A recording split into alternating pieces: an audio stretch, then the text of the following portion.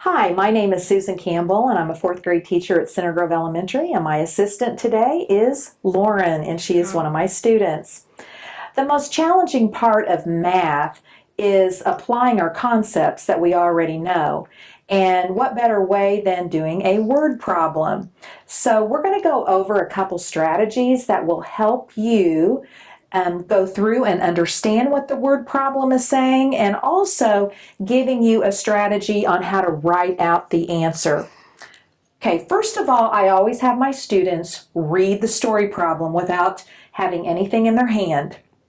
Martin Luther King Jr. Day was first celebrated in 1986, 3 years after it was signed into the law. However, it was not until 2000 that all 50 states began to officially observe the holiday. How many years passed between when the law was signed and when the holiday was celebrated across all of America?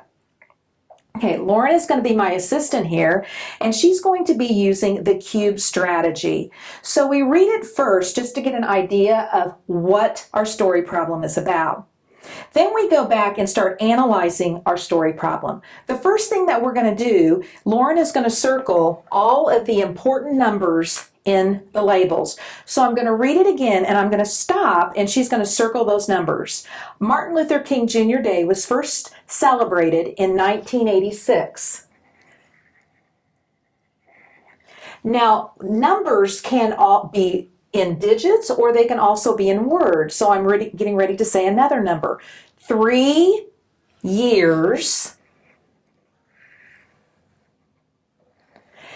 after it was signed into law. However, it was not until 2000 that all 50 states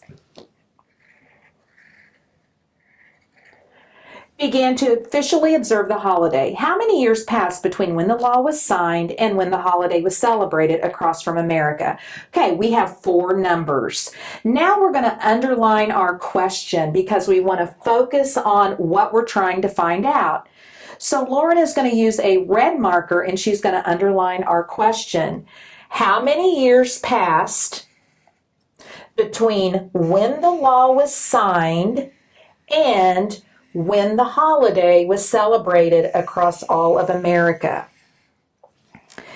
Now we're going to go back and use our blue marker, and we're going to box in our clue words. Okay, so Martin Luther King Jr. was first celebrated in 1986, 3 years after.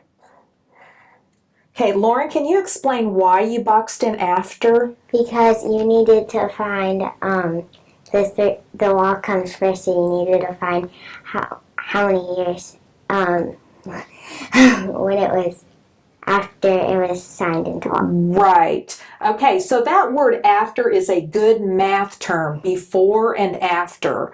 However, it was not until 2000 that all 50 states began to officially observe the holiday. How many years passed between when the law was signed and when the holiday was celebrated across all of America? Okay, now we're going to look at examining the question. So, Lauren, what will my label be? It will be blank years passed between when the law was signed and when the holiday was celebrated. Okay, very good. So let's go back to years, and that's going to be our label. Okay, what information do I already have? You have the year that it was signed into law and the number of years after it was signed. And then you have the year that all 50 states were. Okay, so let's put an underline under 1986. And then we're going to underline after, 3 years after, because that's very important. That's the information that we know. And we also know the year, what? That all 50 states began to officially observe. Okay, so 2000 is a very important number. Now, the 50 states, that might confuse some people. But that number right there is telling us that it was celebrated across all of America. And so we have 50 states. So you want to underline that 2000?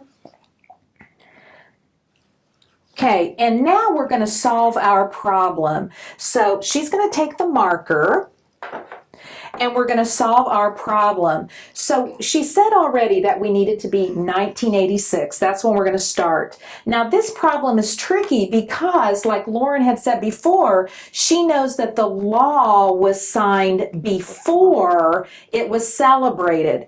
So 1986 is going to be the end year. So we have to think, how many years would it be celebrated before 1986? So what are we going to do with 1986 and the number 3? You're going to subtract it. Okay, we're going to subtract it.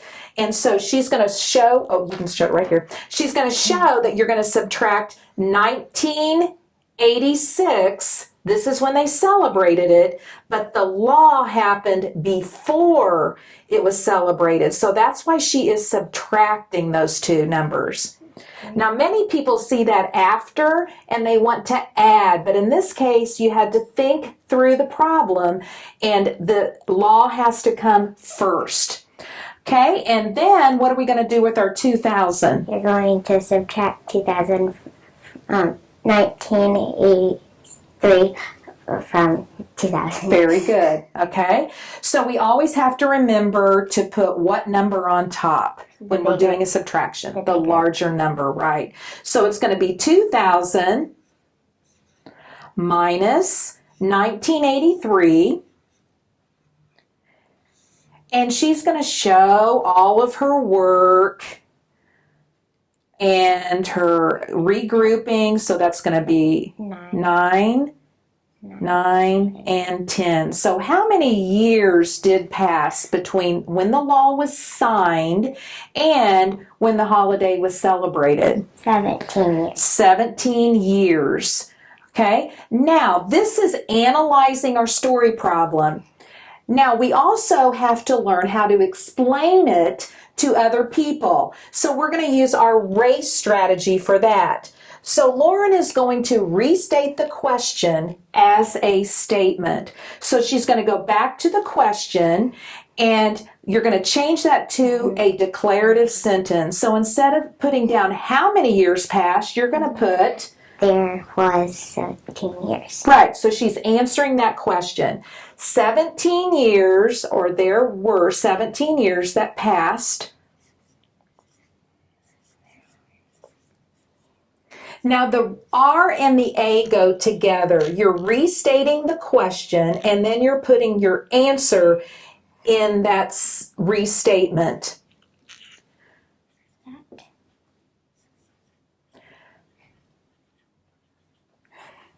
Okay, and you can put your period there. Okay, and then we're going to cite our equations used. So Lauren is going to look at the problems that she used on her steps to solve the problem, and she's going to state the equations that she used. Therefore, the reader knows exactly how she's solving her problem with the equation, which includes the answer. So I used these equations. That's okay. These equations.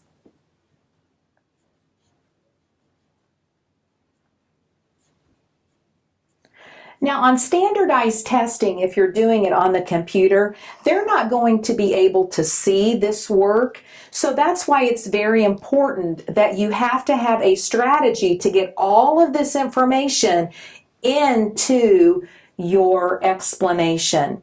So we're showing the equations along with the answers, and she's basically just copying what she did there so her grader will know what she's doing.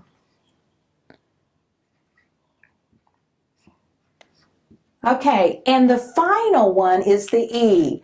And now this is explaining why you use your equations. Now with my students, I tell them, how many ever equations you use, that's how many y's you need to use. So she's going to have 2 more sentences because she's going to explain why she did that, and then she's going to explain why she did this.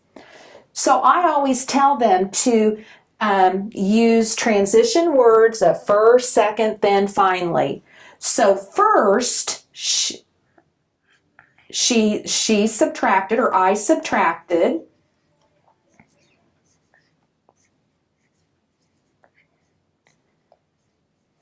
$1986 minus 3, and 3.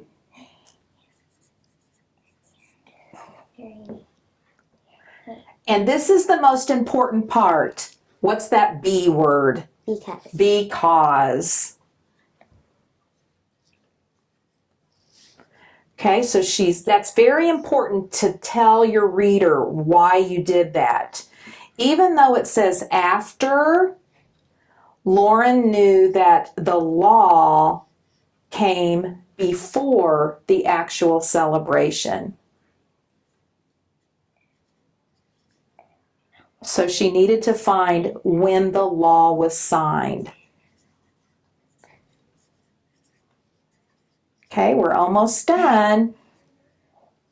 One more sentence. Okay, and then she's going to put finally.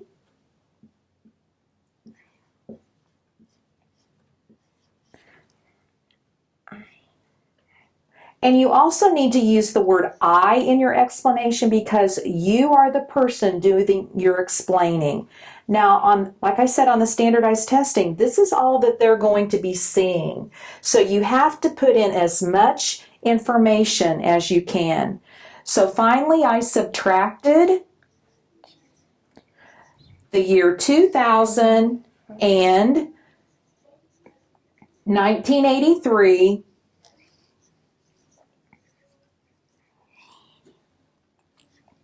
to find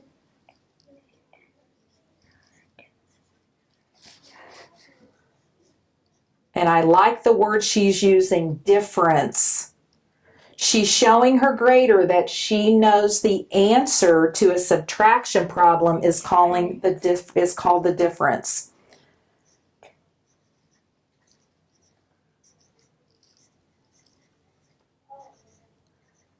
Okay, thank you, Lauren.